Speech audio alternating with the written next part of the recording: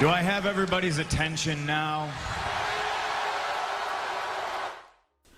Yo, monsieur Catch Attrape la Chine, on parle catch aujourd'hui, résultat de Clash of Champions, Clash of Champions qui s'est déroulé dans la nuit de dimanche à lundi. Et on commence maintenant tout de suite avec l'opener. Enfin, l'opener, c'était le match qui était dans le kick-off. Donc, nous avons eu un match dans le kick-off et deux matchs ont été annulés. Bailey contre Nikki Cross a été annulé. Et Nia Jax et Shayna Baszler contre le Riot Squad a été annulé aussi. Donc, on commence directement avec ce match du kick-off. Lucha House Party contre Cesaro Nakamura. Très bon match, très bon kick-off, ça m'a mis directement dans le show. Grosse domination de Cesaro et Nakamura. En plus, ils ont mis Lince Dorado et Kalisto. Lince Dorado et Kalisto, comme vous le savez si vous suivez SmackDown, ils se sont énormément pris la tête ces derniers temps. Mais victoire de Cesaro Nakamura qui conserve les titres par équipe avec une combinaison Cesaro Swing, coup de genou de Shinsuke Nakamura, donc pour la victoire. On enchaîne directement avec le match qui a ouvert le show, l'opener officiel, AJ Styles contre Jeff Hardy contre Sami Zayn. Les deux ceintures en haut comme ça m'a rappelé un certain ladder match, un Shawn Michaels contre Razor Ramon, les plus anciens se souviendront, pour les deux titres intercontinentaux. Bon, je vais vous expliquer un peu les bumps qu'il y a eu.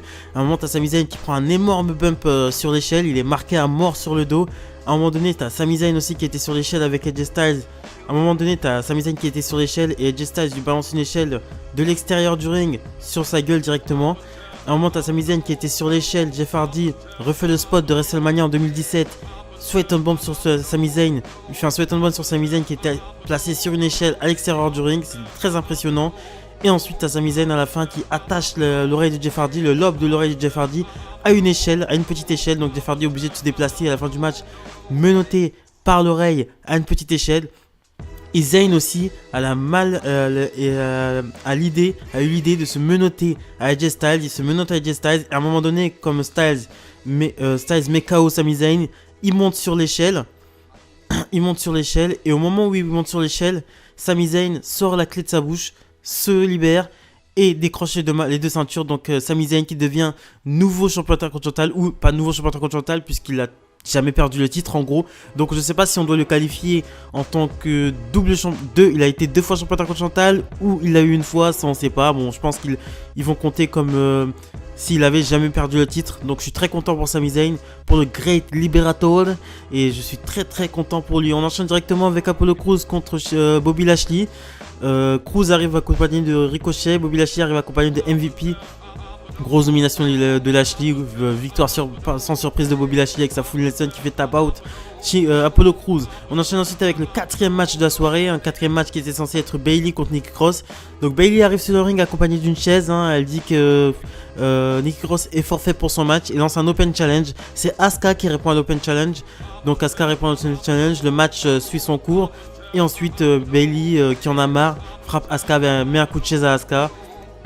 Asuka qui gagne ce match par disqualification. Et ensuite Bailey se fait attaquer par Sasha Banks, mais à un moment donné Bailey prend le dessus sur Sasha Banks, mais Sasha Banks reprend le dessus à coup de chaise et à coup de kendo stick. Donc la rivalité entre Sasha Banks et Bailey qui est peut-être lancée, parce que je dis peut-être parce que Asuka avait une Minerve. Donc c'est à voir, on va voir si cette rivalité va continuer. On enchaîne ensuite avec un match Andrade et Angel Garza contre les Street Profits. Je vous fais les matchs dans le désordre. Andrade et Angel Garza contre les Street Profits pour les titres par équipe de Monday Night Raw. À un moment donné pendant le match, il s'est passé quelque chose de très bizarre. Garza prend un coup dans l'estomac, dans le foie je pense, et ensuite KO. Il devait faire le compter, il arrive juste à taper la main d'Andrade, ensuite il s'écroule à l'extérieur du ring. L'arbitre fait le signe de croix. Garza est pris en charge par les officiels médicaux. Et ensuite Angelo Dawkins fait un spinebuster à Andrade pour essayer de finir le match rapidement. Mais Andrade n'a pas compris ce qui se passait. Donc ça fait que quand Angelo Dawkins fait le compter sur Andrade se dégage à 3. Mais l'arbitre fait quand même signe de sonner la cloche. Donc Andrade profite qu'il conserve le titre, mais sur une mésentente en fait, parce que je pense que le final du match, Garza et Andrade devaient gagner. C'était foutu comme si Garza et Andrade devaient gagner, mais comme Garza s'est blessé, ils ont dû faire vite. Et c'est pour ça qu'Angelo Dawkins a passé son finisher directement sur Andrade, mais Andrade n'a pas compris qu'il fallait agir, il fallait finir le match quoi. Donc ensuite on enchaîne avec donc gros point d'interrogation sur ce truc. On aura sûrement des nouvelles de Garza dans les prochains Raw à venir. On enchaîne ensuite avec Asuka contre Zelina Vega. Match pour le titre féminin de Raw. Très très bon échange entre les deux filles. J'ai beaucoup aimé ce que donnait Zelina Vega sur le ring. À ma grande surprise, c'était très bon. Bon, match qui s'achève sur la victoire sans surprise de Asuka avec son Asuka Lock qui fait tap out Zelina Vega. Et ensuite après le match, Asuka a dit que Zelina Vega est bonne sur le ring, mais qu'elle n'est toujours pas prête pour Asuka. Ensuite, elle lui propose une poignée de main, mais Zelina Vega lui montre un signe de respect et l'attaque. Donc cette rivalité qui va potentiellement continuer. On enchaîne ensuite avec le premier, en gros, main event, le pré-main event de ce show. Randy Orton contre Drew McIntyre, ambiance match. Je vais vous faire les spots, hein. Il y a eu énormément de spots, hein. Donc à un moment donné t'as Randy Orton qui a très rapidement, hein. T'as Orton qui avait porté un punt kick sur Drew McIntyre, mais t'as Big Show qui l'en empêche, qui lui porte un choc slam sur une table. À un moment donné aussi t'as les deux qui rentrent dans l'ambulance, donc on sait pas qui, donc le match suit son cours. À un moment donné ils vont en backstage et c'est Christian qui vient attaquer Randy Orton. Et ensuite à un moment donné Orton est au-dessus de l'ambulance, Drew McIntyre est par terre. Et t'as Shawn Michaels qui lui place un switch in music et le pousse au-dessus de l'ambulance. À un moment donné, t'as aussi à la fin, t'as Drew McIntyre qui passe un Claymore kick et qui place un Claymore kick. Le final du match, c'est que Drew McIntyre place un Claymore kick à Randy Orton et le place dans l'ambulance. Et ensuite, il le remet. Il allait fermer les portes, mais ensuite il le sort. Il sort le corps de Randy Orton, juste assez pour. Il sort juste sa tête et il lui remet un punt kick. Et il le remet dans l'ambulance, Drew McIntyre qui gagne ce match. Et ensuite on voit qu'au volant de la voiture c'est Ric Flair. Donc nous avons eu Ric Flair qui conduit Randy Orton à l'hôpital ou dans un endroit mystérieux. Donc nous avons eu Big Show qui est venu se venger, Christian qui est venu se venger, Shawn Michaels qui est venu se venger, Ric Flair qui sont venus se venger pour les punt kicks que Randy Orton leur a mis ces dernières semaines. La terreur que Randy Orton a mis à Raw ces dernières semaines. Je pense pas qu'on reverra Orton avant un bon moment. Je pense qu'ils vont laisser Orton de côté pour l'instant. Ça fait quand même 2 défaites face à McIntyre. Je sais pas s'ils vont retenter le coup. Je sais pas s'il fallait faire gagner Drew McIntyre. Je pense qu'il fallait faire gagner Orton. Il est sur une trop bonne lancée là. Là je pense que vous l'avez coupé. Et je sais pas, mais je suis pas satisfait de cette victoire. On enchaîne ensuite avec le main event of the evening. Roman Reigns contre Jey Uso, le combat des cousins pour le titre universel. Donc t'as Roman Reigns qui garde la même musique d'entrée, mais il est torse nu. 2 fois plus classe, hein. Franchement il a fait un travail physique assez énorme. Et c'est une démonstration de force de la part de Roman Reigns, hein. Malgré quelques sursauts de Jey Uso qui fait, à un moment donné t'as Roman Reigns qui fait un running leg drop. Nouvelle prise de Roman Reigns apparemment, il a élargi son arsenal de prises, c'était classe. À un moment donné t'as Jey Uso qui fait un splash sur Roman Reigns. C'est le final du match, hein. Jey Uso fait un splash sur Roman Reigns. Mais en se dégageant du tombé, Roman Reigns met un low blow bien discret à son cousin. Et ensuite le finit avec un spear.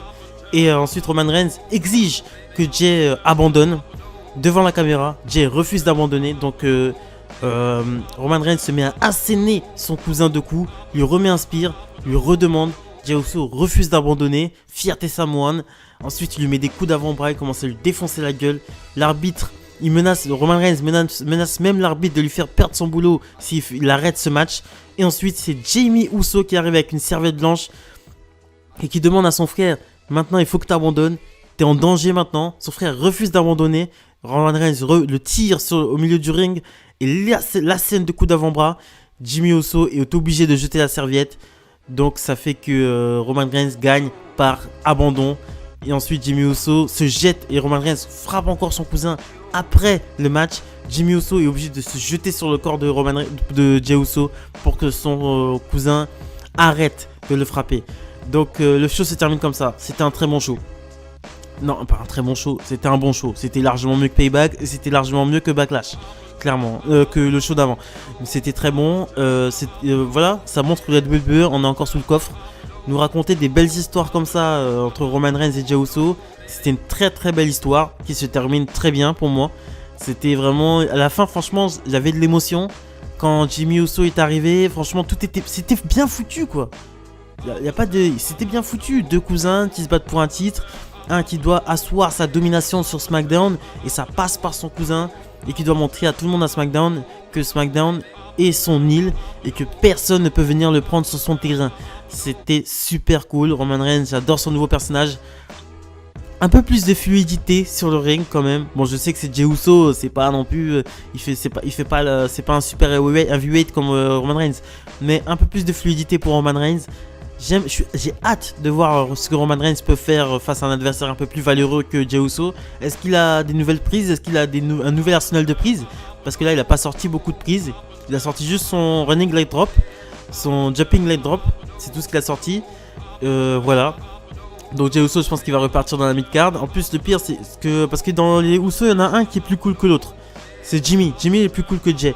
Donc Jey, c'est vraiment celui qui était... T'as Roman Reigns, t'as Jimmy Uso et ensuite t'as Jey. Jey, c'est vraiment celui qu'on voit jamais en fait. C'est celui qu'on voit jamais, celui qui est jamais mis foutu en avant, celui qui se met jamais en avant. Donc c'était sympa de le voir dans cette rivalité pour le titre universel. Voilà, c'est ce que je pensais du Clash of Champions 2020. Abonnez-vous, likez, commentez, très important pour le développement de la chaîne. Salut les amis, et n'oubliez pas d'activer la petite cloche de notification pour être au courant de toutes les news que je sors. Merci, bon lundi à vous, salut les amis.